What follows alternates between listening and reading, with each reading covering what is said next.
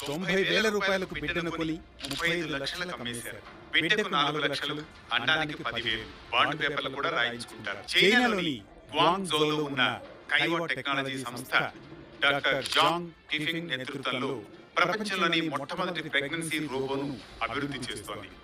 ఈ humanoid robo కృత్రిమ గర్భాశయంలో శిశువును మోసి గర్భం దాల్చడం నుండి ప్రసవం వరకు మొత్తం మానవ శరీరంలో జరిగే ప్రక్రియను అనుకరించగలదు. ఈ రోబోలో ఒక హోస్ట్ సిస్టమ్ ద్వారా శిశువుకు పోషకాలను అందించే వ్యవస్థ ఉంటుంది.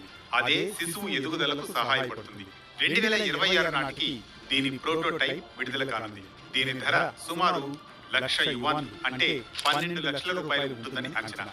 ఈ టెక్నాలజీ ఇప్పటికే ఫైనల్ స్టేజ్ లో ఉన్న ఆర్టిఫిషియల్ యూటరస్ టెక్నాలజీపై డిపెండ్ అయి ఉంది. గతంలో గొర్రె పిల్లలను తల్లి శరీరంలో నుంచి తీసి బయోబ్యాగ్ అనే ఆర్టిఫిషియల్ యూటరస్ అంటే కృత్రిమ గర్భాశయంలో పెంచే ప్రయోగాలు చేశారు. అవి సక్సెస్